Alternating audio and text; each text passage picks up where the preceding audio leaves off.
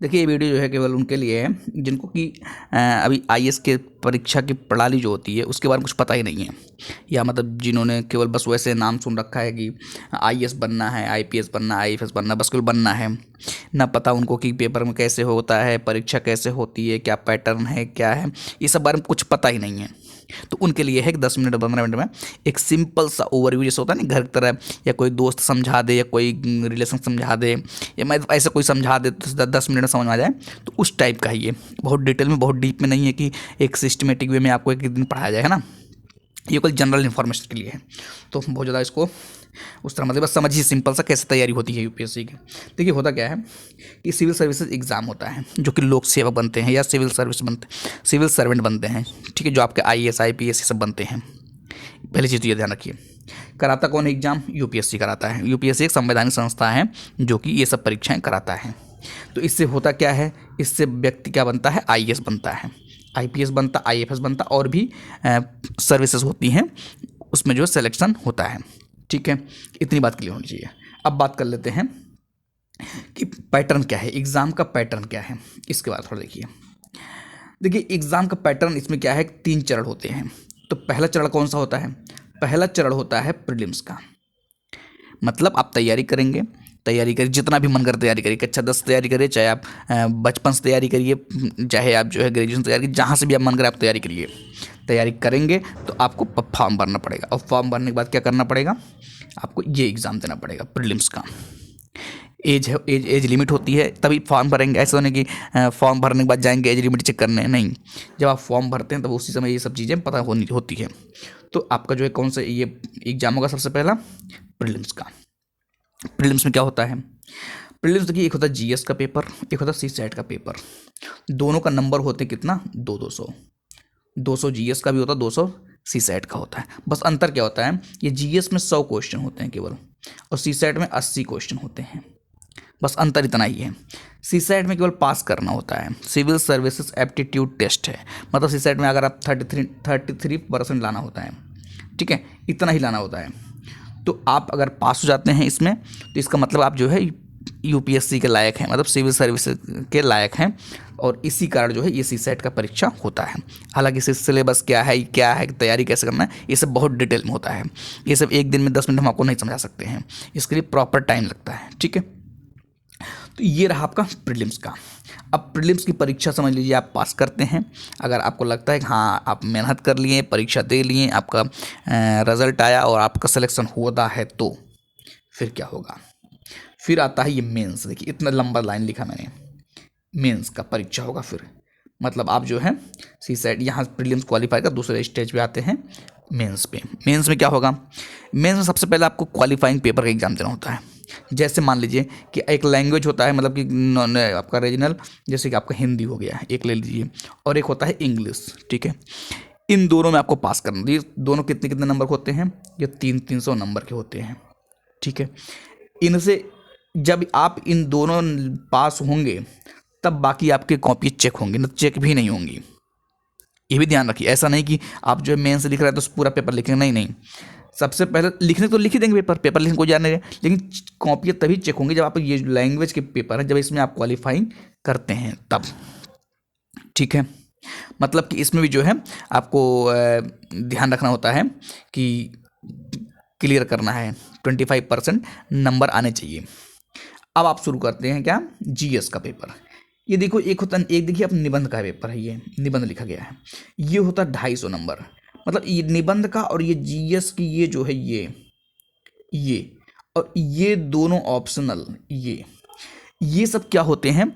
ये सब होते हैं आपके 250 नंबर के। मतलब निबंध 250 नंबर का, GS1 250 नंबर का, GS2 250 number, GS3 250 number, GS4 250 number का, ऑप्शनल 250 नंबर का, और मतलब पेपर 1 पेपर 2 दो ऑप्शन, मतलब एक ही ऑप्शनल के 2 पेपर होते हैं। उम्मीद है कि इतनी बात क्लियर हो गई। यहाँ पर आपको ध्यान रखना क्या है कि ये जैसे मान लीजिए अगर 4 पेपर हो गए, कितना हो गया? 1000 नंबर का, 1000 नंबर का ना।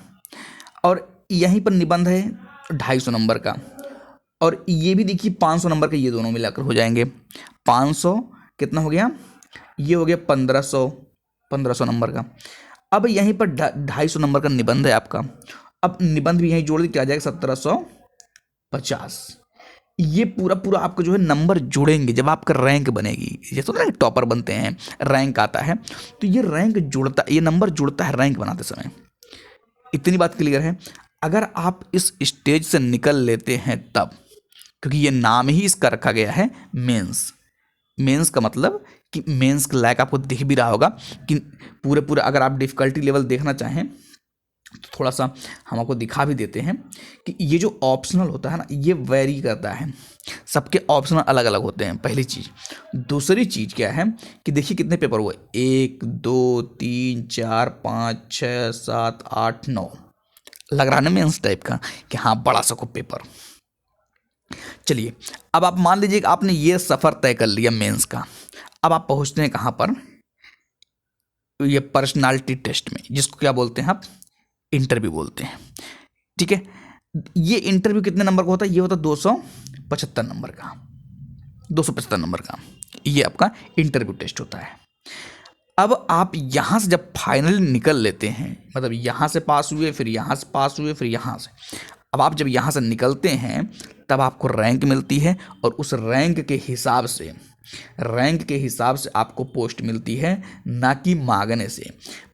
आपको अधिकार मिलता है कि आपको कौन कौन सा पोस्ट चाहिए, IAS IPS IFS जो भी आपको चाहिए, IRS भी होता है ना, लेकिन आप केवल भर सकते हैं, लेकिन जो मिलेगा आपको पोस्ट वो केवल केवल आपके रैंक की वजह से मिलेगा। उम्मीद है कि आपको ये तीन के तीनों चरण समझ में आ गए होंगे। अब अगर आप डिफ़िकल्टी लेवल की बात करें ना कि हमारा ये UPSC का एग्ज़ाम टफ़ कितना है, टफ़ इतना है, ये जो हमने आपको बताया ना ये केवल पास करने वाला, जबकि इसका नंबर नहीं जुड़ेगा। इसमें लोग सीसेट में फेल हो जाते हैं। सीसेट में जो आपका 200 नंबर मतलब कि 33% लाना होता है, इसमें फेल हो जाते हैं लोग। और कोई ऐसा नहीं कि नॉर्मल इंसान, IIT IIM यहाँ तक कि सेलेक्टेड लोग जो है ना, जो मतलब ऑलरेडी पास हो चुके हैं पूरा एक राउंड, वो जब देते हैं वो भी फेल हो जाते हैं सीसेट में। ये है कड़वी सच्चाई। GS में भी फेल हो जाते हैं। क्यों? क्योंकि इतना हल्का नहीं होता UPSC का जितना हम लोग सोचते हैं। जब पेपर देते हैं तब समझ में आता है कि कितनी गहरी चीज़ है इसमें, या मतलब कितना पेंच है इसमें पास करने के लिए। तो ये रही एक सामान्य सी बात, सामान्य सी जानकारी कि आपको कम से कम इतना पता हो कि तैयारी कैसी होती है। यहाँ पर आप जो है ऑप्शनल चुनते हैं। GS की कुछ चीज़ें अब आपको और बता देता हूँ, ये सबके लिए कॉमन रहता है, यहाँ तक पूरा पूरा सबके लिए सबके सेम रहेगा। ये जो दो पेपर होते हैं ऑप्शनल, ये सबके अलग अलग होते हैं। जैसे कुछ लोग हिंदी लिटरेचर लेते हैं, कुछ लोग मैथ लेते हैं, कुछ लोग फिजिक्स लेते हैं, कुछ लोग बायोलॉजी लेते हैं, कुछ लोग हिस्ट्री ज्योग्राफी पॉलिटी ये सब लेते हैं। सबके ऑप्शनल अलग अलग होते हैं। तो आपको खुद दिख रहा होगा कि गेम चेंज करने वाला कहाँ पर है। गेम चेंज करने वाला यहीं पर है पूरा पूरा, है ना। निबंध तो सबके लिए जो जैसा लिखे का नंबर मिलेगा, लेकिन यहाँ पर किसी को अच्छा नंबर मिल जाता है, किसी को खराब नंबर, भाई किसी को ऑप्शन अच्छा लग गया, सरल मिल गया, ऐसा कुछ हो गया, समझ में आ गया, और किसी ने उल्टा ऑप्शन ले लिया जो कि कोई मतलब ही नहीं है। यहाँ पर पेच आप खुद दिख रहा होगा, ऐसा नहीं मैं आपको बता रहा हूँ। एक यहाँ पेच दिख रहा है और एक पेच आओ आपको दिख रहा होगा कि ये जो CSET जो मैंने आपको बताया कि IIT वाले फेल हो जाते हैं। जब IIT वाले सोचिए फेल हो जा रहे हैं CSET में, तो जो नॉर्मल बच्चे होते हैं, जो ह्यूमैनिटी बैकग्राउंड होते हैं, उनके क्या हाल होता होगा। मतलब मैथ इस लेवल का आता है, कहने मतलब ये है, रीजनिंग इस लेवल की आती है, अच्छे अच्छे लोग फेल हो जाते हैं। तो जो नॉर्मल बच्चे होते हैं उनका वो कैसे चालू करेंगे। यहाँ पर भी एक जो है टर्निंग पॉइंट रहता है कि जो साइंस बैकग्राउंड होते हैं यहाँ पर निकल लेते हैं, और ह्यूमैनिटी बैकग्राउंड, तो ये बात अलग है कि GS भी है, लेकिन GS थोड़ा सा आसान पड़ जाता है। GS आप पढ़ सकते हैं आसानी से, लेकिन मैथ वगैरह पढ़ना, रीजनिंग पढ़ना उनके लिए बहुत टफ हो जाता है।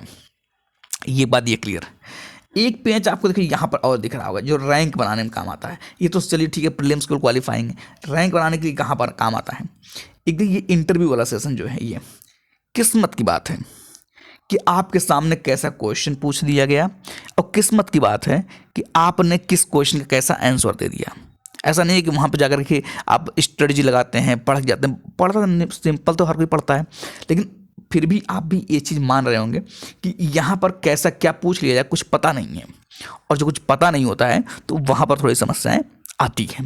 और यहाँ से एक एक नंबर जो है आपका रैंक डिसाइड करने के लिए तैयार रहता है कि आप 2 नंबर से कैसे आईएएस से आईपीएस पहुँच जाते हैं और 2 नंबर से कैसे जो है आईआरएस पहुँच जाते हैं। ये उनसे पूछिएगा जो लोग रैंक में गिरते हैं। ठीक है, तो खैर उम्मीद है कि हम जो है जो टारगेट था 10 मिनट में 10-12 मिनट 10-11 मिनट जो आपको एक समरी बता दें, एग्ज़ाम की जो है समरी बता दें, तो समझ में आया होगा। बाकी डिटेल में चर्चा करते रहें, डिटेल में तो चल ही रहा है सब कुछ, एक अच्छे लेवल पे चल रहा है चीज़ें, है ना। ठीक है, आज के लिए इतना रखते हैं, बाकी मिलेंगे नेक्स्ट वीडियो में।